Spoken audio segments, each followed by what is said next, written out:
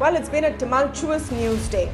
So much information, so many different kind of stories coming in. But here on the 9 p.m. show on ET Now, we aim to focus on issues that matter and information that adds to you, our viewers. So let me tell you what we're doing tonight.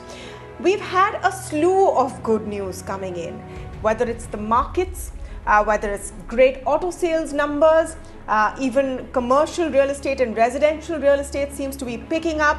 We've already spoken about factors like GST collections, which have been looking good. Corporate results have been looking good. And there also may be now a bout of increases in salaries. Major companies, including TCS, are saying that they will be increasing salaries this year. HDFC Bank has said salaries and bonuses will increase. It's very, very crucial to understand where we stand right now. Have we begun to turn the corner from the economic pandemic? The coronavirus and the numbers are a different ballgame altogether and they impact the economy. But is the worst over for us as an economy? I have a stellar lineup of people for you to hear from this evening, but let me begin with a fabulous speaker and an authority in corporate India who is joining us on the show today. Mr. Pawan Goenka, MD and CEO of the M&M Group, joins us on the India Development Debate. Mr. Goenka, a very good evening to you. Welcome to the show. And let me begin with your take on all the slew of good news. Is it too good to be true, or do you think we've turned a corner? Good evening, Tamanna. Very nice to be on your show. First of all, I should say I'm sorry to just hear about Mr. Paswan's passing away. He obviously was a respected politician. Now, coming to the question on economy, have we turned the corner? Do we have good news ahead of us? Of course, a lot of it is going to be a conjecture right now. But I would have to say that I would look at the glass certainly half full right now and not half empty. And the reason I'm saying that is that at least in the industries that I am more familiar with, there has been a constant improvement month on month that is happening compared to where we were last year. And the auto industry, in fact, had a very good September month, August month also. Tractor industry had very good July, August, and September. And frankly, almost all the players are struggling to meet demand. And the concern is not on where the demand will come from, but the concern is how we will make enough tractors, enough cars to meet the demand. And that has to be a good sign.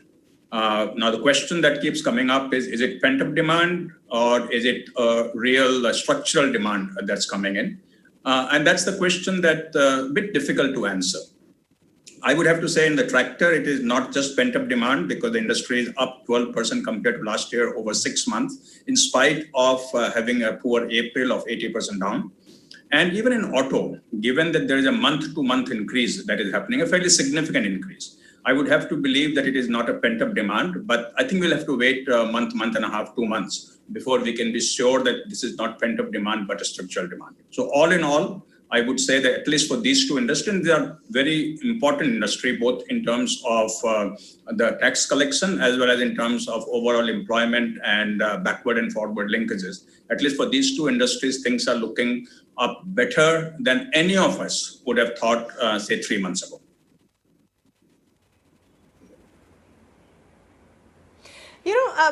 About the numbers, Mr. Goenka, and you're absolutely right. The numbers that the industry put out on the 1st of this month were astonishing, especially for tractors.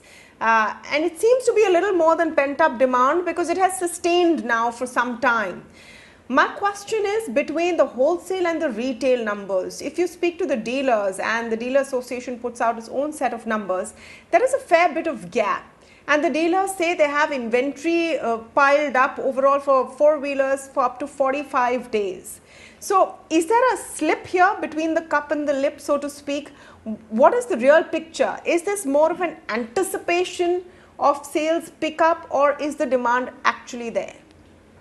See, it's always very difficult to get accurate data on retail numbers because the Dealer Federation picks it up from Vahan data, and Vahan data does not have everything put in by the end of the month, and some states are not yet reported.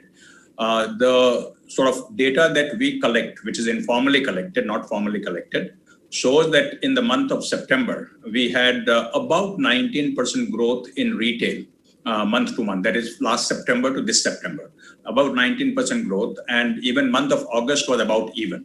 So yes, the retail growth in the last 2 months is somewhat slower than the billing growth, but that is expected because everybody does stock up in the month of September for the festive season. And you also have to keep in mind that the supplies have been very low in the month of May, June, July, and therefore dealer inventory also will be at, I think, all-time low. It is for us. I don't know everyone else's, but for us, it is all-time low.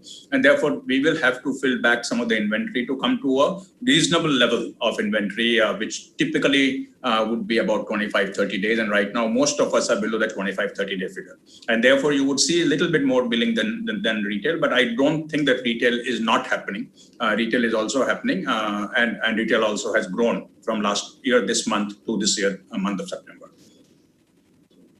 And if I could add that the real sort of indicator, in a way, is how the collections are and how eager the dealers are to buy vehicles and how willing they are to pay for these vehicles. And that really actually has surprised all of us. The collections for all the industry, all the players have been very good.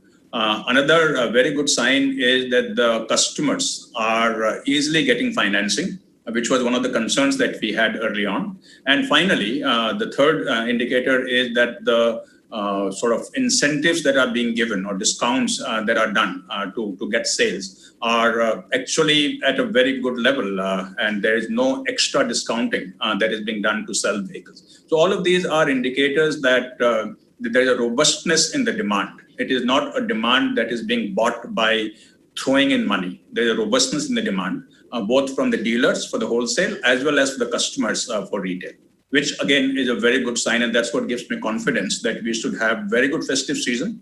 And after festive season, there's always a lull period for about month and a half. And then the real test will come from January on how well the demand continues month of January, because festive season definitely would be a very good festive season. And that's the indication everywhere.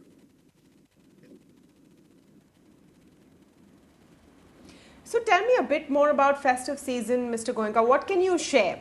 What are your sort of expectations from the festive season, and will there be a flurry of discounts to draw passengers in? What are the kind of trends that you see emerging? All the indications that I see, everything that I read or any informal talk that I have tells me that there will not be a flurry of discounts this festive season. It will be about what you see every festive season because of the demand being structurally there, it appears, and also because supplies are limited. In fact, when you ask me what will be the kind of growth, my view even now is that it will not be determined so much by demand. It will be determined more by supply. And supply, as you know, has been a constraint for the industry for last several months. We have been talking about that as our main constraint. But even that is improving significantly. From the month of August to September, there was a very big improvement in supply consistency. In September to October, I expect to get similar improvement. And I would think that by end of October, we should be more or less normal in terms of supply. All the concerns that we had about migrant labor not coming back, about working capital not being available for tier 2, tier 3 supplier, all of that has been taken care of. It's partly by government action, partly by action of the industry players themselves. But all of that has been taken care of. And it's a good sign that migrant labor also is back. I think that was one of the big concerns that everybody had, that will the migrant labor come back? They've come back. Yes, there was a problem because very often the labor that went didn't come back. It sort of got redistributed, and therefore many of the tier 2, tier 3 suppliers especially had to retrain, reskill the workers that came back. But numbers are there. And by end of this month, I think we'll be back to pretty much good level of resourcing at all the factories with proper skill training and skill development being done. And I would suspect that from November beginning, whatever little problems are remaining now, and they're not too many, but whatever little problems are remaining on the supply side will also be taken care of.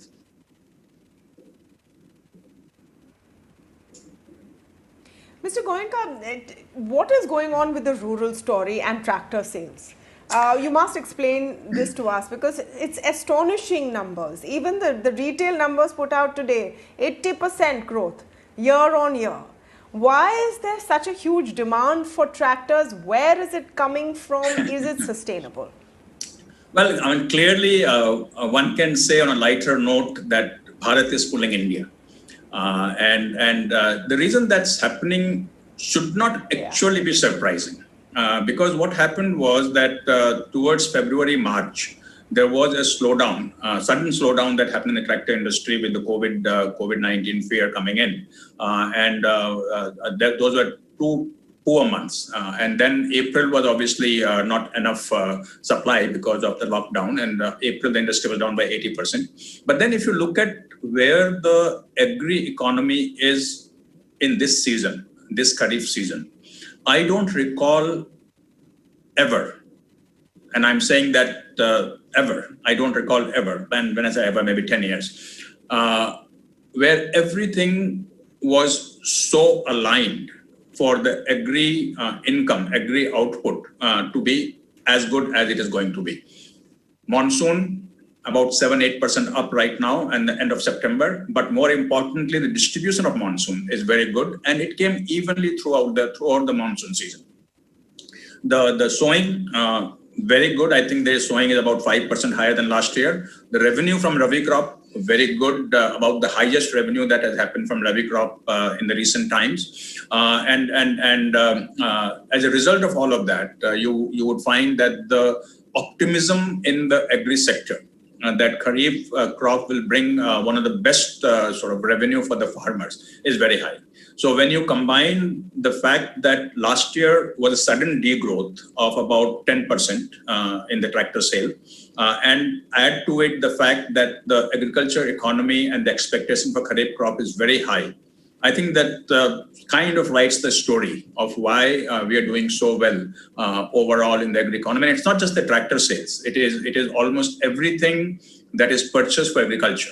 Whether you talk about seeds, you talk about nutrients, you talk about fertilizers, you talk about anything, farm mechanization equipment. All of that is doing very well. And I mean, each manufacturer is making highest ever production in the month of September, month of August, and yet they're not able to meet demand. It's just unbelievable. If you had asked anyone in the month of April or even before COVID-19 that can it be as good as it is right now for the tractor industry or farm equipment industry, nobody would have ever imagined that we will have such a good demand pull.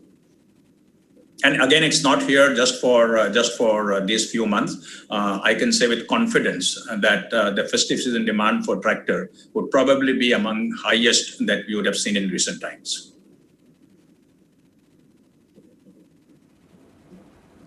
So on this very optimistic note, Mr. Goenka, I must ask you then that the long-standing demand of the automotive industry for GST cuts now is unnecessary. The industry is raring to go. Well, let's put it in two parts: the short term and the long term. Okay, I think the industry demand, which has always been there, that look, auto industry is very heavily taxed. I think that's a fair statement that the industry has been making. We fully realize that right now the government cannot do anything that would have a net revenue loss. And therefore, to expect that there will be anything that will happen in the immediate sort of next few months, I think is an unrealistic expectation. But I would hope that once the situation becomes a little bit more stable, when the government revenue starts coming back to normal, the government of India would look at rationalizing the GST for automobiles. I mean, up to 50% GST. You can imagine how much money is going in taxes for purchasing a car. And there are about 7-8 different slabs of GST. So I'm going to say that in the short term, to expect that we will get a GST reduction is unrealistic. But in the midterm, by midterm I say maybe by end of the year, I would hope that there will be serious consideration given to at least rationalizing the rates. If not possible to do a deep cut, at least rationalize the rate and not have so many different slabs that we have today.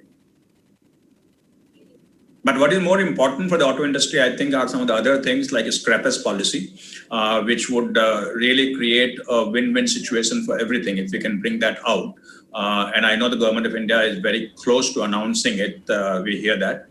The scrappers policy will be a very wonderful way of increasing demand and at the same time reducing emission pollution and reducing the crude consumption. So I hope that scrappers policy comes out very soon. Okay. I must ask you one more question, Mr. Goenka, before I let you go. On the 20th of June, you had tweeted about promoting Make in India. And that was, of course, the time when the whole Atmanirbhar Bharat sentiment was at its height. Considering what was happening at the border, etc. And that time you had said, like they say, charity begins at home. Can all automotive OEMs and Tier 1 suppliers pledge to reduce component and tooling imports by half in 3 years? That will be 75,000 cars with more manufacturing value addition. Today we are speaking nearly 4 months later. I want to ask you, Mr. Goenka, do you think that after all the talk from everywhere, including policy makers, etc., has anything actually moved in the direction of import replacement, reducing dependence on imports, especially from China? Okay, so before I answer that, it's a very good question, and I'd like to explain that. But before that, I just want to say that the only spoiler that could happen for the industry in the next 6 weeks, that is from now to Diwali time, will be if there are any kind of local lockdowns that will disrupt the supply chain. And my earnest request to every decision maker is to be a little careful about this, and any local lockdown would easily disrupt the whole sort of optimism and the positivity that is building up. Right now, things are in good control. And fortunately, even the COVID cases are coming down week on week. That is very, very good news for us. Even the intensity appears to be somewhat lower. But I just hope that the local lockdowns don't come back. Now, coming back to your question, it's a very good question. And I think I'm glad you asked that question. We have had a significant level of internal deliberation in the industry, both at the component industry level and at the auto OEM level. And as you know that about a month back, both auto component and the OEMs had their annual meeting where this was discussed at great length on what we can do about it. And there is almost a commitment that the component makers have made that over the next 3 to 4 years, they will reduce import by almost 50%. From the level that it is today, which is about $15-16 billion. That means $8 billion reduction, which is significant, about 60,000 crore reduction. Right. So that is, and that will happen only with the partnership between the OEMs and the suppliers. Suppliers cannot do it alone. OEMs cannot do it alone. Right. And same thing for, and we are not just looking at the components. We are also looking at the toolings. Today there is significant import of tooling that happens from outside India, especially from China. And how do we reduce that? But it is not going to be something that will happen overnight, because as you will appreciate that developing a component for a car or for tractor for that matter takes 2 or 3 years of engineering, development, tooling, testing, validating, getting quality right. And you cannot overnight change from supplier A to supplier B. So the effort is started and everybody is very serious about it. I can say that everybody is sincerely serious about it. It's not just a good thing to talk about right now and therefore we are saying it. And I think there's a realization that why is it that we have to import so much? And when you ask the question to suppliers, they said, look, there is no reason.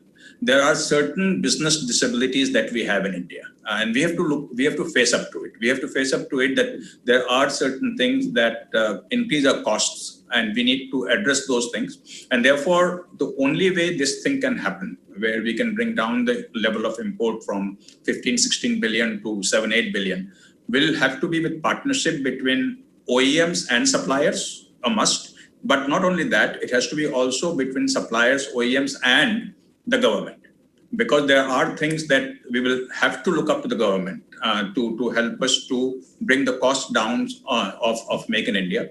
And that's on the import side. But perhaps the bigger opportunity for us is in export, where today our component export is only about 1.5% of total global trade of components. And this is where we really need to focus, because on import, our opportunity is 7-8 billion. But on export, the opportunity is 25-30 billion. And where we are focusing right now is what do we need to do to make export from India, especially components. I'm not even talking the vehicles right now, especially components. How do we make the export from India get much higher pull from the various OEMs around the world? And a lot of work is happening on that. Obviously, not enough time for me to get into details, but I can assure you that this was not just something that got talked about and forgotten. It's something where both the industry, OEMs and suppliers, are looking at it very seriously.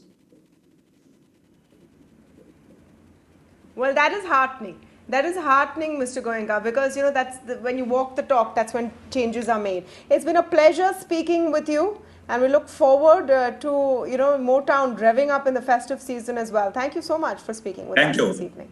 Nice to talk to you. Thank you.